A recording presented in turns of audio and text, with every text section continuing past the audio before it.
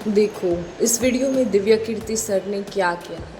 विकास दिव्या कीर्ति sir ने motivation के बारे में बहुत अच्छा हमें दिखाया है कि जब आप ये कहते हैं कि मैं पढ़ नहीं पाता हूँ, पहली बात कि कोई भी नहीं पढ़ पाता है। हम लोग प्रिटेंड करते हैं कि हम बहुत पढ़ते हैं। एक तो अपने आसपास ऐसे लोगों से बचिए जो बार बार दबाव बनाए कि मैं तो बहुत पढ़ता हूँ, तू कितना पढ़ती है, आप कितने घंटे का टारगेट लेके चल रहे हो। एक प्रॉब्लम वो भी हो सकती है। आपकी उम्र के मुताबिक अगर आप 3 से 4 घंटे पढ़ ले तो वो इनफ होता है। कॉलेज के 3 साल सिर्फ पढ़ाई के लिए नहीं है, पढ़ाई से ज़्यादा सीखने के साल है, मंच पे आने के साल है। दोस्तों के साथ घूमिए, रेस्टोरेंट में बैठ के उनके साथ बकवास कीजिए, उनके साथ उससे जो सीखेंगे वो आपको पढ़ाई में सीखने को नहीं मिलेगा। तो दिन में 3-4 घंटे बहुत होते हैं पढ़ने के लिए। बहुत सारी एक्टिविटीज़ भी उसके साथ होती है। उनमें से एक एक्टिविटी है कि दोस्तों के साथ चाय की दुकान पे 1 घंटा डिस्कशन करना, वो बैठना, वो एक्टिविटी भी इसमें शामिल है। अगर आप महीने के 30 दिन में से 6 या 7 दिन बीच में नहीं पढ़ पाते हो तो इसका मतलब है आपका दिमागी तौर से आप एकदम ठीक ठाक हो। चिंता उसकी है जो रोज़ पढ़ रहा है। इसका मतलब वो अपनी उम्र में जी ही नहीं रही है, वो किसी और उम्र में जी रहे हैं। तो ठीक है, कभी कभी डिस्टर्बेंस आएगी तो वो डिस्टर्बेंस को आप एंजॉय करो लाइफ में, और अपने आप से कहो और कि हमें उम्मीदें नहीं रखनी है, खुद से उम्मीदें कम कर लीजिए। और ये आसान नहीं होता, मैं वो भी समझ सकते हैं, पर तरीका इसका ये है कि आप 2 से 3 ऐसे अच्छे दोस्त रखिए जो आपको उम्मीदों में ना रचने दे और खुद भी उम्मीदें ना रचते हो।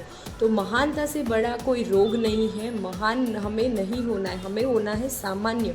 तो सामान्य होने के लिए हमें महान नहीं बनना है, पर हमें सहज बनना पड़ेगा। अपने आप से रोज़ कहना है कि कोशिश पूरी करो, फिर सफलता मिली तो बढ़िया, नहीं तो क्या करें।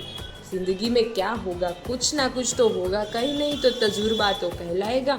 तो जो हार जाता है उसको बड़ी तसल्ली देनी पड़ती है, वरना वो जी नहीं पाता है।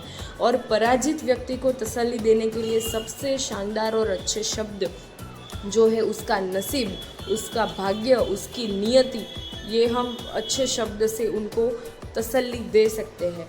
और इसलिए एक उम्र के बाद आपको गीता का सार पढ़ना बहुत ज़रूरी है और समझना पड़ता है कि सब कुछ हमारे हाथ में नहीं होता है। कुछ ऐसा भी है जो हमारे हाथ में नहीं है और कुछ ऐसे भी पॉइंट्स है जो हमारे हाथ में है, जो हमारे कंट्रोल में है, तो उनके पर हमें वर्क करना चाहिए। तो ये मान लीजिए कि कुछ ना कुछ चीज़ें हमारे कंट्रोल में तो है, पर कुछ चीज़ें हमारे कंट्रोल में नहीं है। लेकिन जितना कंट्रोल में है उसमें अगर हम अपनी पूरी ताकत लगाएंगे तो हम अपनी किस्मत सबसे अच्छी लिख पाएंगे।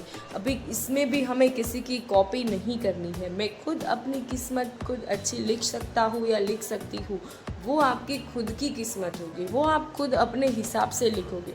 आपको किसी को भी देख के टारगेट करके या फिर किसी को कॉपी नहीं करना है। आप पढ़ रहे हो, आपका दोस्त 10 घंटे पढ़ रहा है, हो सकता है आपका माइंड इतना पावरफुल है कि आप वो सेम चीज़ 4 घंटे में पढ़ सकते हो, तो आपको उसमें बाकी के 6 घंटे इन्वेस्ट नहीं करने हैं। आप पहले तो अपना पढ़ाई का अच्छे से प्लानिंग बनाओ और खुद की मन को, खुद की स्ट्रेटेजी और खुद की ब्रेन पावर को जानो कि आप कुछ भी चीज़ कितने घंटे में पढ़ सकते हो, कितने घंटे में कंप्लीट कर सकते हो, और उस हिसाब से आप अपना प्लानिंग कीजिए। ना कि अपनी और ऐसे उम्मीदें लगा दीजिए और प्रिटेंड करिए कि मैं बहुत पढ़ता हूँ। कुछ लोग ऐसे होते हैं जो पढ़ते नहीं हैं पर अपने दोस्तों के सामने ऐसा बिहेव करते हैं कि वो लोग बहुत पढ़ाई करते हैं। तो ख़ास करके उन लोगों से बचिए जो ऐसा दिखावा करते हैं कि वो बहुत पढ़ते हैं। क्योंकि जैसे दिव्या कीर्ति सर ने बोला कि आप एक दिन में 3 से 4 घंटे पढ़ सकते हो तो वो मोर देन इनफ है। आपको ज़्यादा पढ़ने की ज़रूरत नहीं है। जैसे डॉक्टर विकास दिव्या कीर्ति सर खुद दिन में 3-4 घंटे पढ़ते थे। तो होप कि ये मोटिवेशन आपको मिला होगा और आपका पढ़ने में मन भी लगेगा अभी, क्योंकि पढ़ने में मन तभी लगेगा जब आप खुद अपनी स्ट्रेटेजी के हिसाब से चलोगे, ना कि दूसरों की स्ट्रेटेजी से हिसाब